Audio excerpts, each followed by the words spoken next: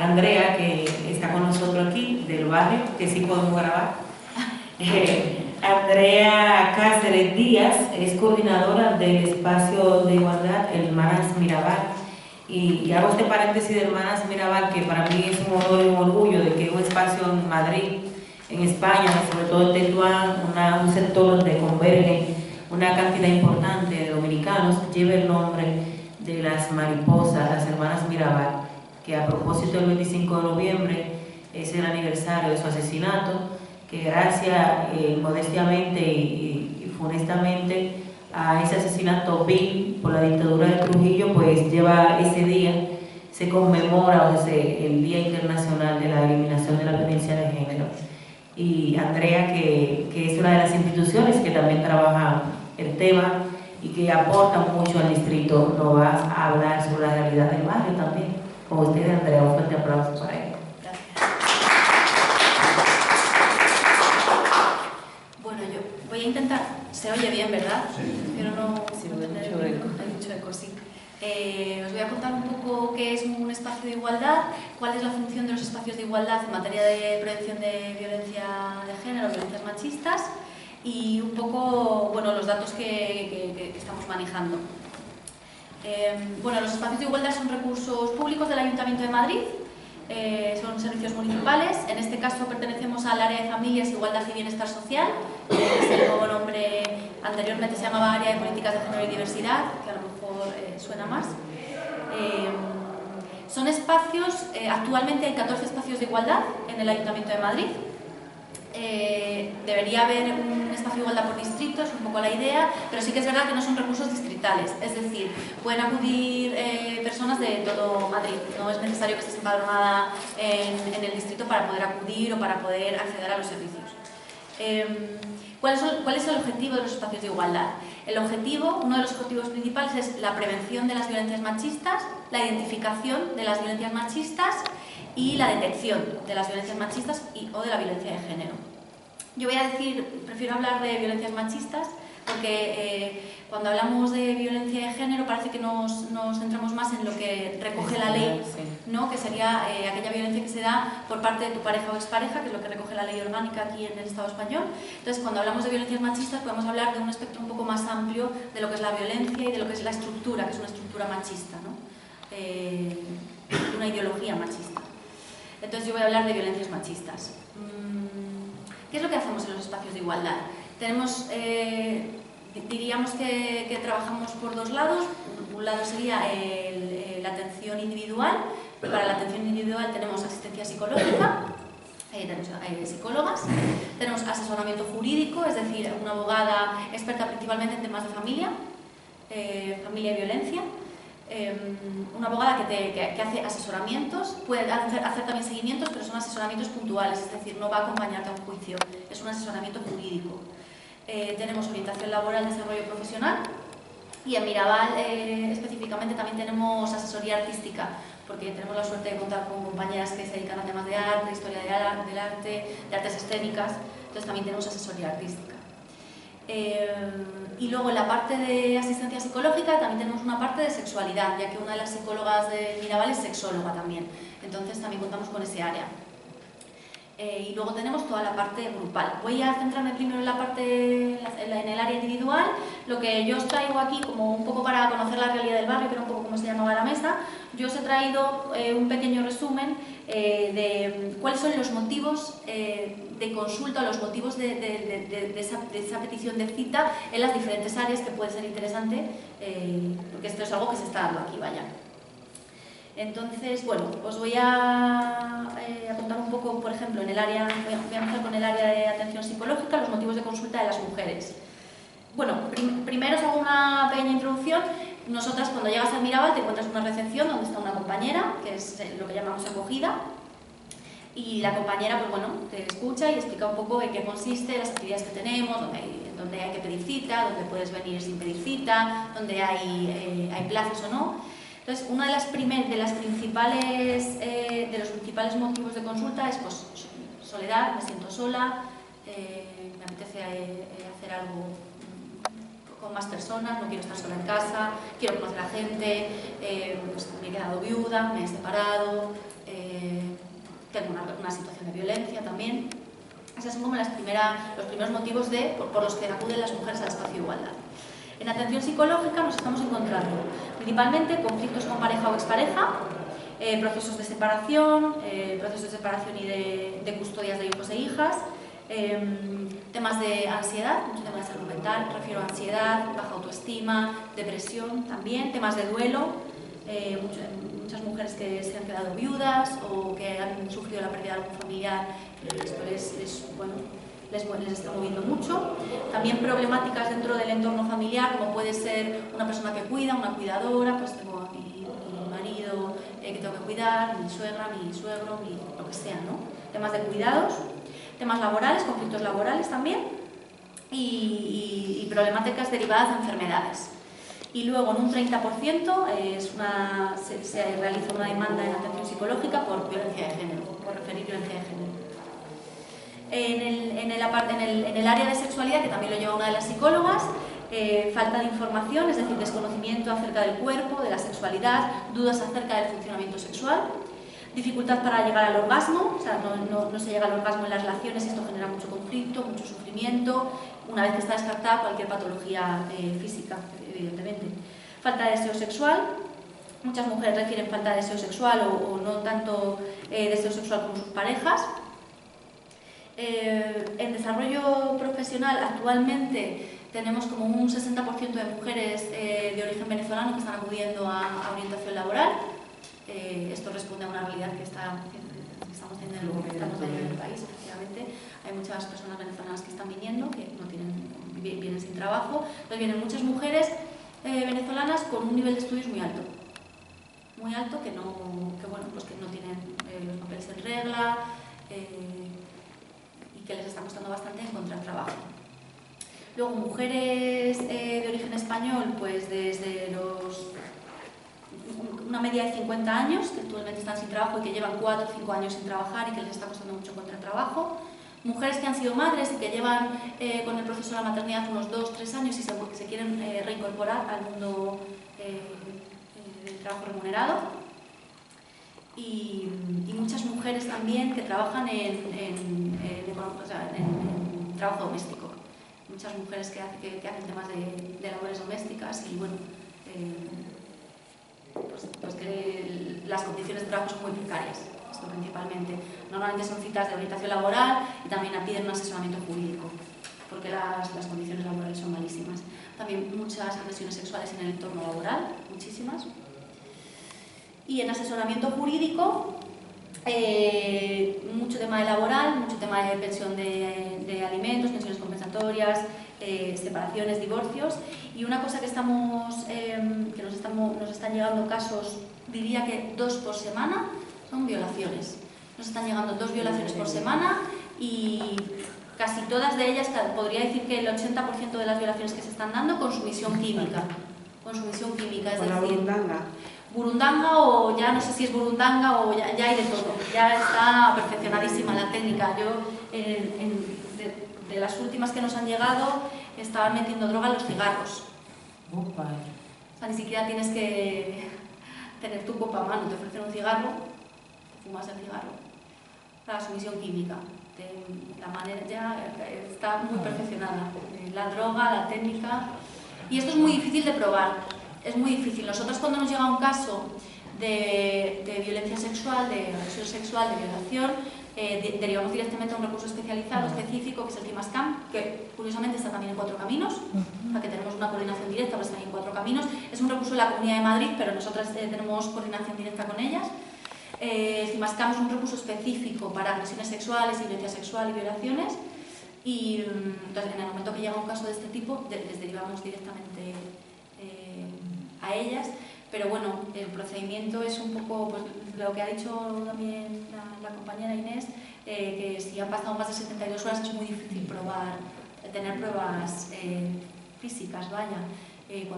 Si viene una mujer que refiere pues, una violación y que ha sucedido la noche anterior o hace 2 noches, Hospital La Paz. En el Hospital La Paz hay un protocolo de actuación en casos de violación y violencia sexual, hay un parte médico, policía, evidentemente, y Cimascam, que es quien tiene los recursos de asistencia psicológica, abogadas expertas en violencia sexual y toda una parte de social, educación social y de acompañamiento en la denuncia, si es que quieres denunciar, y bueno, en todas las secuelas y el trauma, porque claro, las violaciones o la violencia sexual en temas de sumisión química es muy difícil de probar, porque no te acuerdas. Y a no ser que esté grabado o que haya testigos, es que es muy difícil de probar. En los centros sanitarios hospitales públicos se están empezando a dar cursos al profesional sanitario para... Es que cada vez es más común. Está habiendo muchos casos, muchos casos de estos. En Mirabal ya os puedo decir que dos violaciones a la semana vienen. Y el 80% de ellas sumisión química. ¿Son extranjeras o son generales de todo? Diría que españolas, las que más. ¿Españolas? Sí, sí. Diría que españolas las que más y mucha gente joven, muy joven. Joven, eso te iba a decir. Muy joven. 20 años, 30. Muy joven. Bueno, continúo si os parece. Luego, esta sería como la parte de atención individual que tenemos, y luego tenemos toda una parte de actividad grupal, que la verdad es bastante extensa. Tenemos una parte, lo dividimos como en tres escuelas, lo llamamos escuelas. Tenemos por un lado la escuela de igualdad, la escuela de emprendedoras y la escuela de empoderamiento. En la escuela de igualdad están recogidas todas las actividades que tienen que ver con historia del pensamiento feminista, historia de las mujeres, formación específica en temas de igualdad de oportunidad entre hombres y mujeres, para profesionales, hacemos mucha formación a profesionales. Por ejemplo, aquí en el barrio hemos hecho formación a profesionales que trabajan en los centros de día para personas mayores. Hicimos una formación de un día bastante grande que vinieron profesionales de los diferentes centros de día de Tetuán. Hemos hecho formación a profesionales que trabajan en temas de salud mental. Hemos hecho formación a AMPAs también, que nos han solicitado. Todo esto es que nos lo solicitan y nosotras pues nos acercamos o vienen como quieran. Formación a AMPAs, formación a profesorado, formación también a personal que se dedica a la salud. En su día también hablamos de hacer formación a policía, pero no llegamos a cerrar eso. Formación a proyectos concretos que se dan en el barrio. Formación a temas también de personas que trabajan con personas refugiadas. Formación en intervención con violencia, formación en intervención con mujeres. Y luego en el espacio de igualdad lo que hacemos es, pues, dentro de la escuela de emprendedoras, por ejemplo, pues mujeres del barrio, mujeres vecinas que dicen, oye, pues yo sé hacer esto, yo me he dedicado toda mi vida a hacer esto y me apetece hacerlo aquí en el barrio con las mujeres del barrio. Pues tenemos de todo: taller de radio, taller de teatro, taller de escritura, taller de literatura, taller de mujeres en el arte, seminario de historia, seminario de arte y de las mujeres en el arte, es un seminario anual. Tenemos mucho tema también de trabajar con el cuerpo, porque al final también es salud, biodanza, yoga, qigong. Lo que sí que es importante es que nosotras trabajamos desde una perspectiva de igualdad, es decir, no es un taller que te vayas a encontrar en un centro cultural. No es como si te apuntas a un taller de yoga en un centro cultural. No, es un taller que se utiliza el yoga como una herramienta, sin embargo se incorpora una perspectiva de igualdad, pues o bien antes de la clase o después de la clase, o en los movimientos que se hacen, o en el debate que se puede generar posterior. O sea, la actividad es una herramienta para pues poder generar debate o poder generar red entre mujeres que a lo mejor no tienen red en el barrio, no conocen a nadie, se sienten solas. Pues por lo menos si necesito que alguien me acompañe al médico, pues hay muchas mujeres que se han hecho amigas. Muchísimas, o sea, es impresionante, la gente pues, está acompañada, se acompaña, está en compañía. Y luego tenemos toda una parte de atención hacia afuera, que es toda la campaña de sensibilización en centros educativos. Nosotras todos los años nos llaman de los centros educativos y pues desde donde nos llamen, allí vamos. Concretamente la semana que viene, el lunes, vamos por ejemplo al Pío XII, al colegio. Tenemos una campaña bastante grande todos los años en el Instituto de la Almudena, en el Jaime Vera también, en el Padre Piquer, y en los colegios diría que casi todos. En casi todos entramos una vez al año, como mínimo, 2 veces al año, a hacer campañas de sensibilización. E intentamos entrar en todos los cursos, desde primero de primaria, preescolar no, pero desde primero de primaria hasta sexto de primaria. En los cursos de primero, segundo, tercero de primaria hacemos temas de resolución de conflictos, de trabajo de emociones, de gestión emocional, de esto que se llama ahora inteligencia emocional, pues básicamente es hablar de mis emociones, de cómo las expreso. Y en cuarto, quinto y sexto ya hacemos prevención de violencia, sin duda. De hecho, en algunos colegios para sexto de primaria nos han pedido específicamente que vayamos a hablar de sexualidad y de educación sexual. Y aquí es un poco donde más me voy a parar, porque bueno, es un poco el tema que a mí donde más me he movido y de lo que más me interesa, que es sobre todo en institutos. En institutos hemos ido en varias ocasiones a hacer campañas de educación sexual y emocional. Nosotros intentamos juntarlo, que sea como educación afectivo-sexual, lo llamamos, siempre a petición del centro. Hemos estado en la Almudena, Padre Piquer y en el Jaime Vera. ¿Qué es lo que hemos sacado de aquí? ¿Cuáles son las conclusiones que hemos sacado? Ya os digo, esto ha sido desde primero de la ESO hasta cuarto de la ESO, o sea, desde los 12 años más o menos hasta los 16, con repeticiones, 17 más o menos. Esta es la edad, más o menos. Sí, es la edad clave. ¿Qué nos estamos encontrando en el aula?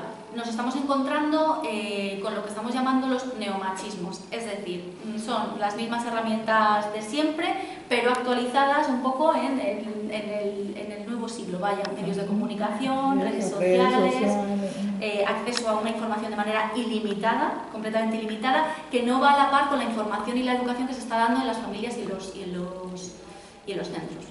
¿Qué quiere decir con esto? Muchas familias no quieren que a sus hijos se les dé educación sexual, pero la realidad es que sus hijos y sus hijas tienen acceso a esa información, porque tienen internet. Y si tú en tu casa tienes el internet capado, su amigo en clase no lo tiene capado. Si no se van a un ciber, o sea, hay un acceso ilimitado a la información. Tienen información de cualquier tipo.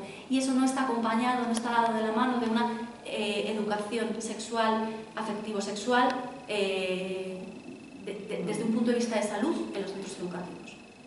Entonces, ¿qué nos encontramos? Nos encontramos chavales que están consumiendo pornografía en sexto de primaria y en quinto de primaria, es decir, chavales de 10 años, 9 o 10 años que consumen pornografía.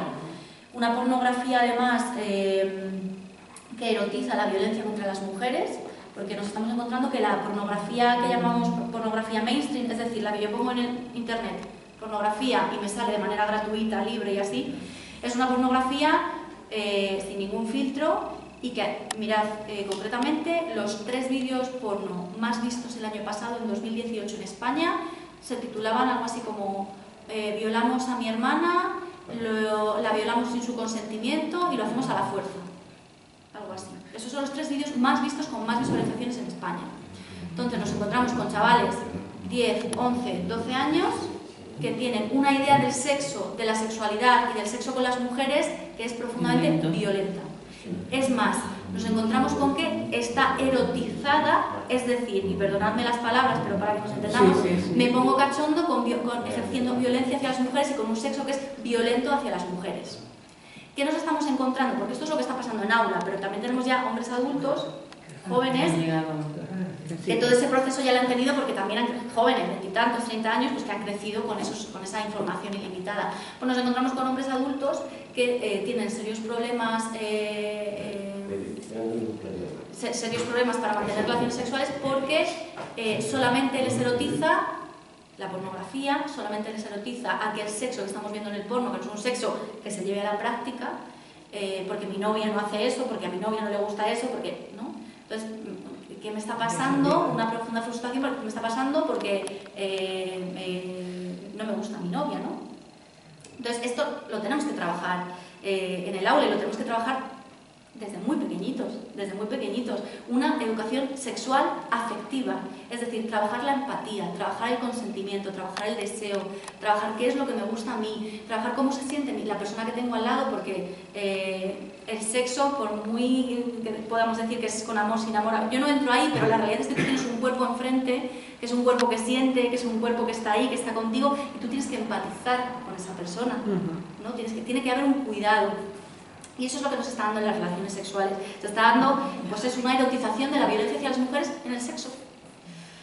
¿Qué sucede? Que nos encontramos con chavales y chavalas, porque el sexo, o sea, la pornografía es un mercado que está, igual que todos los mercados tienen su público objetivo, la pornografía, su público objetivo son los hombres. ¿Esto quiere decir que las mujeres no vean porno? No. ¿Pero que está dirigido a los hombres? Sí. Entonces nos encontramos unas escenas pornográficas que lo que hacen es que nos muestran prácticas sexuales que fomentan el deseo, el placer masculino, y que no son reales, que son ficción, son películas. O sea, como si vemos una película del fin del mundo, es ficción. Todo el mundo sabemos, si estamos viendo una película de alienígenas, sabemos que eso es mentira, que es una ficción. El porno lo hacen tan real que no parece ficción. Entonces nos encontramos con chavales que llegan a su primera relación sexual pues con unos conocimientos sobre el sexo y la sexualidad atroces, y chavalas que han visto un sexo en el porno que no tiene nada que ver con su cuerpo, que no fomenta el placer femenino en absoluto, que además está súper invisibilizado el placer femenino. Entonces, claro, luego, si nos vamos a lo que os he contado antes, principales problemas, motivos de consulta de las mujeres en una consulta de sexualidad: falta de información, dificultad para llegar al orgasmo y falta de deseo, evidentemente. Entonces, ¿qué está pasando? También un poco por responder a cosas que habéis ido preguntando, yo me he ido apuntando, que la verdad me ha gustado mucho la intervención de la compañera y el compañero, pero claro, ellos decían, desde lo policial no se puede hacer más. Y efectivamente, ¿qué podemos hacer? ¿Cómo podemos actuar? Y esto tiene fin, no tiene fin. ¿Qué está sucediendo con la violencia machista? Está sucediendo que no estamos viendo la estructura, no estamos viendo lo estructural, lo invisible. No lo estamos viendo. Si yo salgo aquí a Bravo Murillo y pregunto a la gente corriente, mis vecinas, mis vecinos, oye, ¿tú qué crees que es la violencia de género? Me van a decir, pues una paliza, pues un asesinato, una violación. Entonces nos quedamos en la superficie, en lo que llamamos la punta del iceberg, la punta de la pirámide, lo que se ve, lo que es visible. Y cuando decimos visible, no es visible que lo podamos ver con los ojos porque un moratón lo ves, no. Es visible porque lo identificamos como violencia. Hay toda una estructura que es una estructura machista, por eso yo hablo de violencias machistas, porque es una estructura machista que no estamos identificando como violencia, que son cosas pequeñitas, lo que ahora está tan de moda que se llama micromachismos, que no se llaman micromachismos porque sean micro pequeños, sino porque tienen un carácter de sutilidad. Es tan sutil que pasa delante nuestra y no nos damos cuenta. Y eso nos pasa a todo el mundo, porque todo el mundo nos hemos criado en una sociedad machista, como es esta la nuestra. Y eso me pasa a mí, le pasa a todo el mundo, le pasa que no nos damos cuenta de esas sutilezas, de esos micromachismos. Hasta que no acatemos el problema desde la base, desde esa estructura que está sosteniendo la pirámide, que son los asesinatos, las palizas, la violación, la violencia machista no se va a acabar nunca, nunca. Entonces, es verdad, decía la compañera, es que no podemos tener un policía por cada... Pero es que eso no hace nada, porque vas a tener un policía por cada víctima y va a haber 20 más, y es que eso no... O sea, evidentemente, cuanto más policía, o sea, evidentemente, y cuanto más formados estén, y por supuesto, bienvenidos sean, pero eso no va a hacer que sigamos, que dejemos de contar mujeres asesinadas. No va a suceder. ¿Qué es lo que podemos hacer? Lo que tenemos que hacer es modificar completamente nuestras relaciones, tenemos que cambiar, los hombres tienen que cambiar, los hombres ahora mismo yo creo que nos ven, en muchas ocasiones nos ven como por delante, como estas mujeres, cuántos derechos están conquistando, necesitamos que vengan, o sea, que estén a la par, porque lo tenemos que hacer juntos, porque aquí estamos conviviendo todos, y es así, es así. Entonces, ¿qué está sucediendo? Mirad, hay una autora que se llama Donna Haraway, que voy a intentar traducirla porque es complicadísima, a mí me parece tediosísima de leer, entonces yo intento rescatar cosas que me parecen interesantes y decir una cosa que es muy interesante. Ella habla de la plusvalía de género y ella utiliza este concepto diciendo, las mujeres en muchos aspectos de la vida, en muchas áreas de la vida, estamos conquistando muchos derechos, ¿no? Salimos los 8 de marzo, son impresionantes, salimos un montón de mujeres a la calle, yo salgo con mi madre y con mi abuela que tiene 85 años y mi abuela sale conmigo, o sea, quiero decir que bueno, que ella ha vivido otra historia que nada tiene que ver con lo que yo he vivido, pero lo ve, no está ciega, lo ve y sale conmigo porque quiere, ¿no? Conquistando derechos laborales, cada vez más mujeres en política, nos guste más o menos, pero cada vez más mujeres en política, cada vez más mujeres en puestos de poder. Tú hablas en general con la gente, mujeres jóvenes, y ya no quieren un hombre a su lado que no se haga cargo de sus hijos, que no haga nada en casa, no, quieres un hombre a tu lado, pues que responda, que quiera a sus hijos, que se haga cargo de sus hijos, que dividamos las tareas domésticas. No quieres un señor que se siente ahí, que no, eso ya la gente joven no quiere eso está como muy identificado, ¿no? Entonces, esta mujer dice que las mujeres estamos conquistando unos derechos y los hombres lo están viendo bueno, que cada vez pues, que se tienen que actualizar, ¿no? Y que como los hombres principalmente machistas están perdiendo esos privilegios que tenían en algunas áreas de la vida, ¿dónde los están conquistando? Ella dice que en el terreno sexual, por eso cada vez más hay más violaciones en grupo y más violaciones. Es la plusvalía de género. ¿Por qué? Porque en lo sexual, en las relaciones sexuales es lo más íntimo, es lo íntimo. ¿Y por qué violaciones en grupo? Porque yo soy más hombre si el otro me ve ser más hombre. Entonces somos 5 violando a una tía en grupo y como no es suficiente, lo grabo y se lo mando a otros 17 en un grupo de WhatsApp. Entonces yo reafirmo mi masculinidad entre esos 5 y entre los 17. Por eso cuando hablamos de la manada, decimos, la manada no eran 5. La manada eran todos esos que lo vieron en su móvil y nos dijeron, oye, ¿qué hacéis? Estáis violando a una chica, voy a denunciar esto. No, los otros 17 se rieron. Hombre, yo creo que más bien querrían hacerlo ellos. Ese era el problema. Sí. Por Bueno, eso se ha reproducido después de este hecho. Menos mal que les han metido caña y entonces ha retrocedido un poco, pero de repente, o sea... se han reproducido manadas. Claro, hay manadas en todas partes. es que ha sido un efecto llamada. Pero es que va a haber más. O sea, Y como las leyes fueron tan va a haber más manadas. para la manada. Va a haber más manadas. Sí. Es así. O sea, la violencia sexual hacia las mujeres no es un ejercicio de deseo. No es porque yo no me puedo reprimir. No, es un ejercicio de poder. Es de poder. Yo voy a ejercer poder sobre ti. Y además te voy a culpabilizar porque ¿qué hacías borracha? ¿Qué hacías viéndote con 5 tíos? O sea, encima te voy a culpabilizar y va a caer sobre ti toda la vergüenza y toda la humillación cuando eres tú el que ha cometido un acto ilícito que va en contra de los derechos humanos, que es una violación. Y encima, con droga, con alcohol. Entonces, esto es muy complicado. La misma autora dice también que una de las... O sea, que vamos a seguir también contando asesinadas hasta que no haya un cambio real en, primero, la forma que tenemos de relacionarnos en las relaciones de pareja, evidentemente porque nos relacionamos desde la posesión, la fusión, ¿no? De eres mía, no vas a ser de nadie, y cuando los hombres también comiencen a hacer ese clic, comiencen a cambiar. Muchos hombres lo hacen ya, lo están haciendo, pero hay otros muchos que no lo hacen. Es ese clic. Y tratar de no culpar. Yo sé que es muy complicado, pero no hay que culpabilizar nunca, en ningún caso, a la víctima. Porque yo sé que desde fuera tú dices, pero bueno, esta mujer, ¿cómo no sale de ahí? ¿No? Mi madre siempre dice, yo cogería una sartén, ¿no? Si mi marido me pega, yo cojo una sartén y le... Si estás lucida, pero no lo sabes. pero no si lo... es un envolvimiento... Y no lo sabes porque no te ha pasado. No lo sabes. No estás dentro. Evidentemente, una persona que tiene un sufrimiento muy grande, tú dices, pero ¿cómo no sale de ahí? Pues imagínate el sufrimiento tan grande que tiene, el pánico tan grande que tiene, la dependencia tan grande que tiene con esa relación, que no puede salir de una relación donde la están humillando, donde la están insultando y donde la están agrediendo. Y donde no es nadie. Imagínate qué sufrimiento tan grande. No, evidentemente no es tan fácil salir, si no todo el mundo saldría. No es tan fácil. Entonces hay que poner el foco en el agresor siempre y no en la víctima, porque la víctima no puede salir de ahí. Hay que poner el foco en el agresor. El agresor es el que tiene que dejar de agredir, obvio, es un delito. El otro día en la primera... Perdóname, ¿puedo? Sí. El otro día en la primera jornada de esto, vino una chica y, bueno, que estaba trabajando bastante en esto a nivel internacional, parecía, y estuvo muy bien. A mí lo que más me gustó de todo lo que dijo fue que había que ver ahora el punto de vista de que la mujer no tiene que ser protegida. El hombre tiene que dejar de atacar.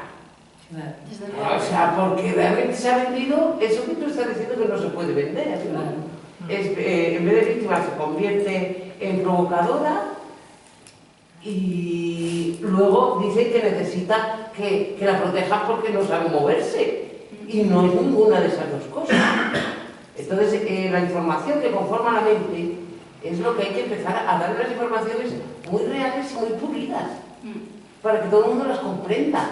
No... Sí, lo que pasa es que estamos también en la época de las noticias falsas. Yo siempre digo, cuando a mí me dan datos, digo, dame la fuente, por favor. ¿De dónde sacas eso? Yo con mi abuela lo hago mucho, porque ella se pone a ver la tele y me dice cosas, digo, pero eso ¿quién lo ha dicho? Pues lo ha dicho fulanito. Ya. ¿Y de dónde ha sacado fulanito esa información? Porque yo soy una presentadora famosísima, salgo a la tele y voy a decir esto, esto y esto, y a mí me va a creer quien me escuche. Claro. Ya, pero ¿tú de dónde sacas esa información? ¿Por qué tienes esa información? ¿De dónde has sacado esos datos? Yo pido siempre la fuente.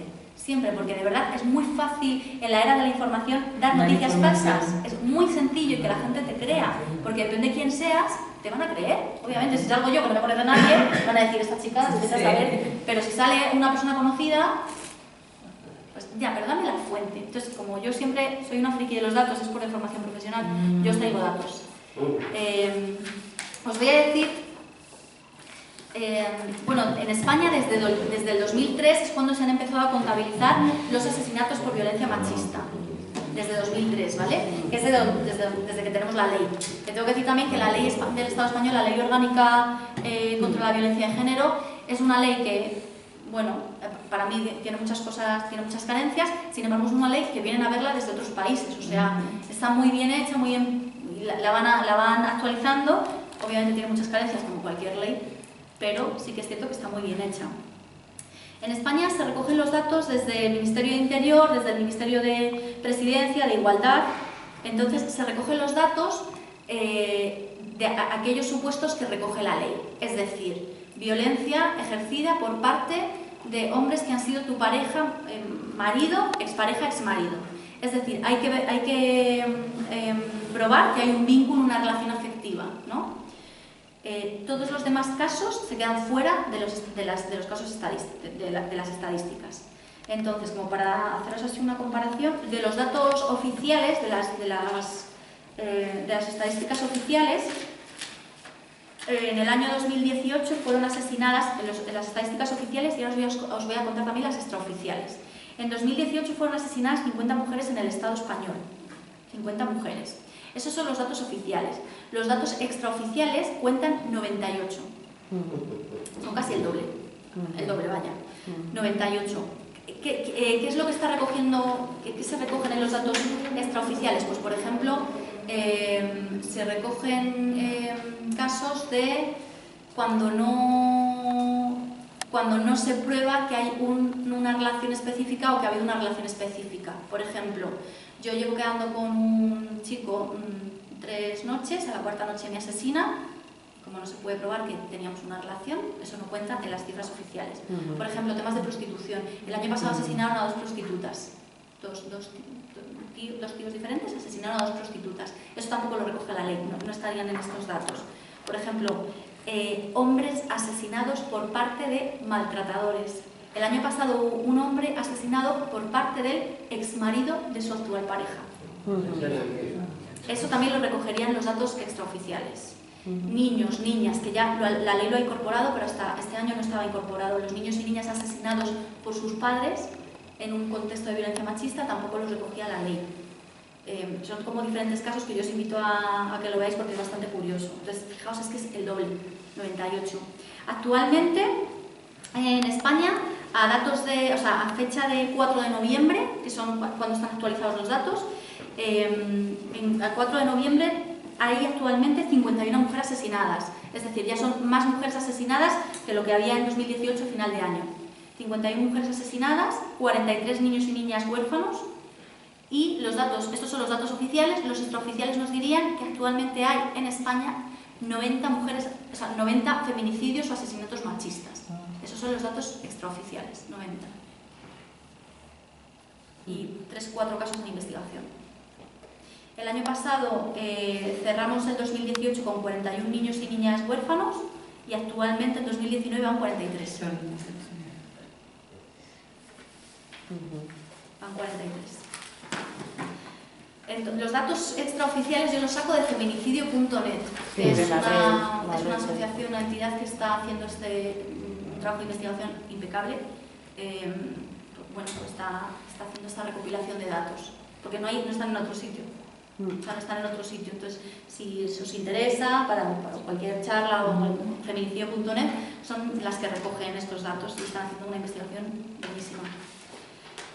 Entonces, ¿qué podemos hacer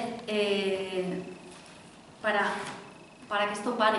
¿No? Porque es ya, o sea, es una situación Muy difícil, sobre todo cuando hay muchas fuerzas sociales y políticas que lo niegan. Entonces, muy difícil, es realmente difícil porque dices, pero de verdad, ¿de dónde saca esta gente los datos? ¿Por qué quieren negar datos que están ahí? ¿Por qué quieren negar que está habiendo asesinatos?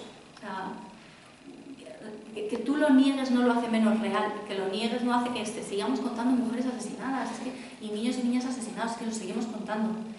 Entonces, ¿qué podemos hacer? Pues nuestro día a día. Yo siempre digo, hacer cascada. ¿Qué es hacer cascada? Contárselo a la gente que tenemos cerca. Nuestro día a día, si vemos esas pequeñas violencias, esos micromachismos, pues nombrarlos, visibilizarlos. Yo sé que es muy fuerte cuando tú le dices a alguien, cuando nosotros hacemos formaciones más largas, aquí no sería impensable, pero cuando hacemos formaciones más largas, hacemos formaciones de un mes, que son formaciones de un mes todos los días, de lunes a viernes, es muy intenso, imaginaos. Entonces llegamos y decimos, fijaos, esas pequeñitas cosas, esos micromachismos muy de la vida cotidiana, los piropos por la calle, cosas muy pequeñitas, hacen que estemos contando actualmente 90 mujeres asesinadas. La gente te dice, pero ¿qué dices? Es imposible que por esas cosas tan pequeñas. Pues sí, porque eso es lo que sostiene la pirámide, eso está en la estructura, eso es la violencia invisible, eso hace que estemos contando 90 mujeres asesinadas. Si no, sería impensable. ¿Quién puede sostener esto? O sea, ¿por qué pasa? ¿Porque hay hombres que están locos? No, es que no es locura, no son hombres con problemas de alcohol, de verdad que no. Es que no hay un perfil de maltratador. No hay un perfil de maltratador. No hay un perfil de maltratador, igual que no hay un perfil de mujer maltratada. No hay. Lo que sí que hay son unas dinámicas. Uy, no te veo. Lo que sí que hay son unas dinámicas. Unas dinámicas a la hora de la seducción y a la hora de entrar en un círculo de violencia. Pero no hay un perfil de hombre maltratador y no hay un perfil de mujer maltratada. Y no existe clase social ahí. Y no existe nacionalidad. De verdad que no. Obviamente hay países que tienen una tradición más machista que otra, sí, evidentemente, pero no existe. No hay perfil. No hay perfil, sean todas las clases sociales. Es así, o sea, vienen mujeres con muchísimo dinero que tienen una situación de violencia horrible y vienen mujeres en la calle con una situación de violencia horrible. Mujeres que jamás te lo habrías esperado. Cuando tú no conoces además que dentro de una relación se está dando violencia, no eres conocedora, o sea que a lo mejor no lo sabes, porque eso a lo mejor te está sucediendo en la intimidad. A ti lo que te chirría y lo que te llama la atención es ella.